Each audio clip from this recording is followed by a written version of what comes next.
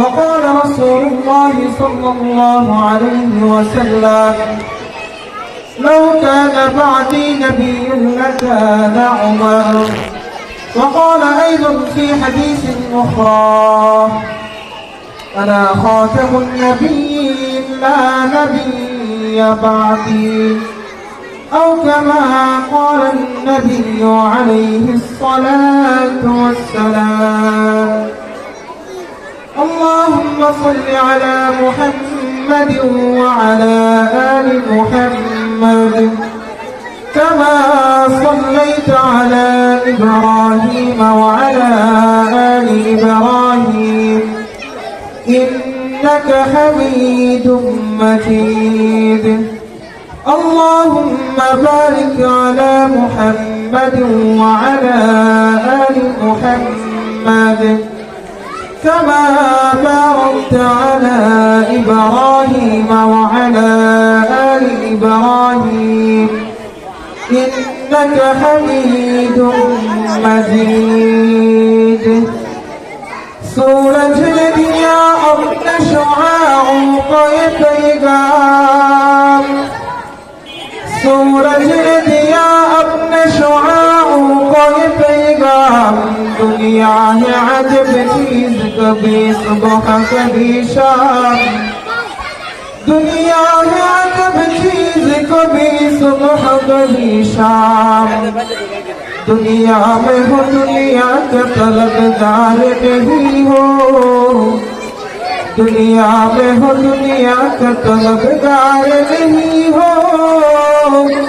बाजार से गुजर हो खरीदार नहीं हो, बाजार से गुजर हो खरीदार नहीं हो।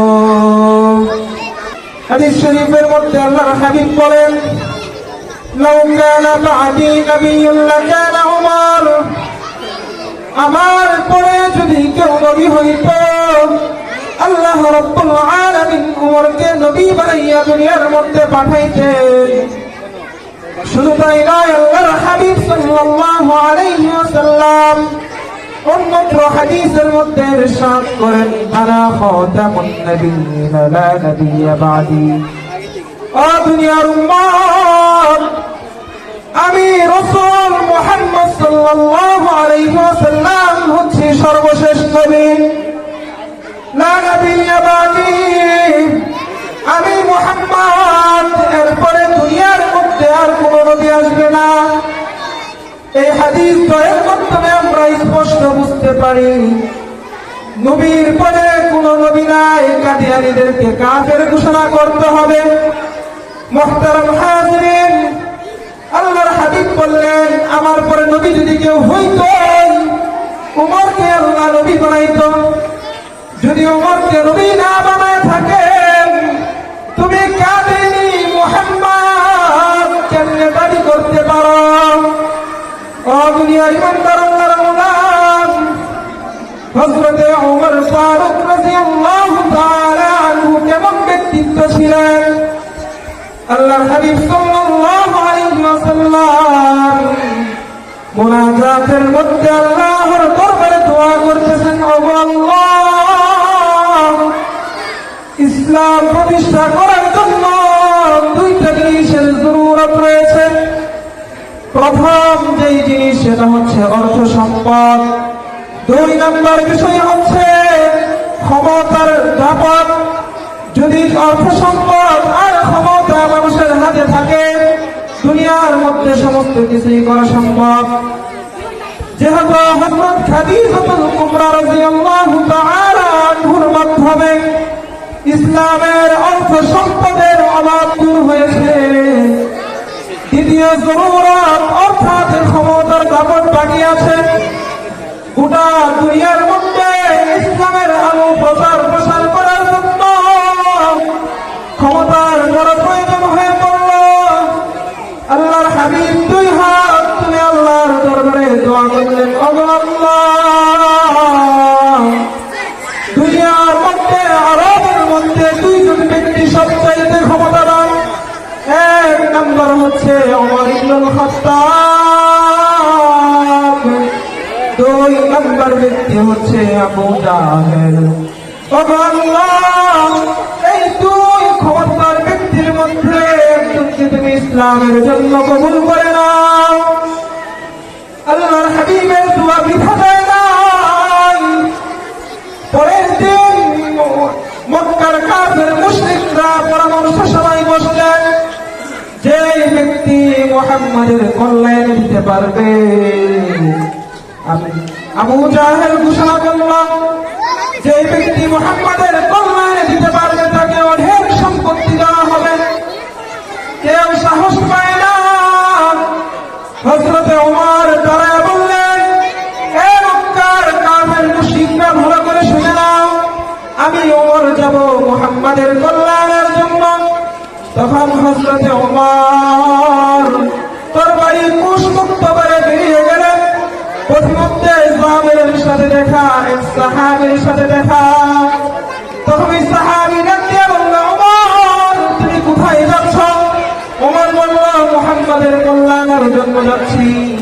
ওই সাহাবী ডাক দিয়ে বলেন, এ ওমর, যাচ্ছ যাও, কিন্তু তোমার বাসাবাড়ির খোঁজ নিয়ে দেখো। তোমার আপন বোন আর যুবতী ইসলাম ধর্ম গ্রহণ করেছে। ওমর ছিল রাগান্বিত মানুষ। দৌড়ায়া বোনের বাসায় গিয়ে দেখলো বোন আর ভগ্নিপতি কুরআনের তেলাওয়াত করতেছে।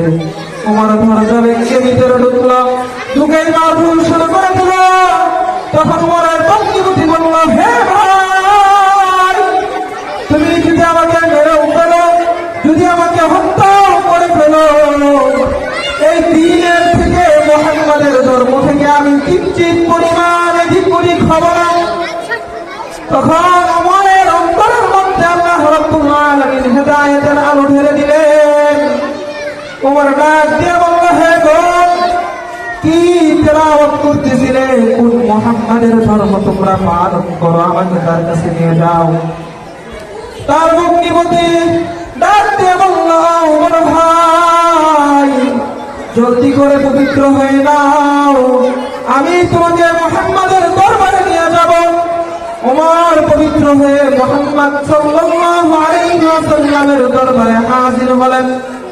যখন রাসূলের দরবারে তরবারি হাতে নিয়ে এগোচ্ছেন, সাহাবায়ে কেরামরা যখন বাধা দিতে চাইল, তখন আল্লাহর হাবিব ডাক দিয়ে বলল, ও সাহাবারা, ওমরকে ফিরায় না, ফিরায় না, হয়তো আল্লাহ তাআলা আমার দোয়া কবুল করে নিয়েছেন। ওমর যখন মুহাম্মদ সাল্লাল্লাহু আলাইহি ওয়াসাল্লামের দরবারে হাজির হলেন, তরবারিটা আল্লাহর হাবিবের হাতে দিয়ে বলতেছেন, ও আল্লাহর হাবিব, আমি ইসলামের আলোয় আলোকিত হতে চাই। আপনি যদি চান আমাকে ইসলামের আলোয় আলোকিত করেন, আপনি যদি চান আমার কল্যাণটা এখনই নামিয়ে ফেলতে পারেন, আমার কোনো চিন্তা নাই। তখন আল্লাহর হাবিব সাহাবায়ে কেরাম সবাই এবং জোরে তাকবীরের ধ্বনি তুলল, আল্লাহু আকবার। গোটা মক্কা নগরী এমন ভাবে প্রকম্পিত হলো, কাফের মুশরিকদের ঘাঁটির মধ্যে ভূমিকম্প শুরু হয়ে গেল। সুবহানাল্লাহ।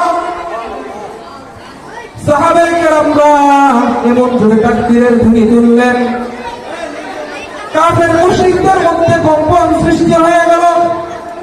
হযরত ওমর ইসলামের কালিমা গ্রহণ করার পর মক্কার অলিগলিতে গিয়ে এলান করলেন, ও মক্কার কাফের মুশরিকরা, এতদিন যা করার করছো, কিন্তু এখন থেকে ইসলামের দাওয়াত হবে প্রকাশ্যে। জোরে বলেন সুবহানাল্লাহ। এই ছিল হযরত ওমর। এই ওমরের শাসন আমল সম্পর্কে আপনারা অনেকেই অবগত আছেন। ইমানের শক্তি থাকার কারণে, ইমানের মজবুতি থাকার কারণে ওমর রাদিয়াল্লাহু তাআলা আনহু হয়েছে ওমর ফারুক রাদিয়াল্লাহু তাআলা আনহু। যেহেতু ওমর ফারুককে আল্লাহ তাআলা নবী ঘোষণা করেন নাই, রাসূলের বাণীর পরে বুঝা গেল যেহেতু ওমর নবী হইতে পারে নাই, ওই গোলাম আহমদ কাদিয়ানীর নবী হওয়ার কোনো সম্ভাবনা নাই। যিনি বলেন ঠিক কিনা? আমি এই মঞ্চ থেকে বাংলার নেতা খেলাদেরকেই বলতে চাই, যদি সংসদের মধ্যে গোলাম আহমদ কাদিয়ানীকে যদি কাফের ঘোষণা করা না হয়, কাদিয়ানী গোষ্ঠীকে যদি কাফের ঘোষণা করা না হয়, ইনশাআল্লাহ আগামীকাল আমাদের যে সংগ্রাম শহরের যুদ্ধে হবে, ইনশাআল্লাহ যদি কাফের ঘোষণা না করে আমরা বাধ্য হব আপনাদের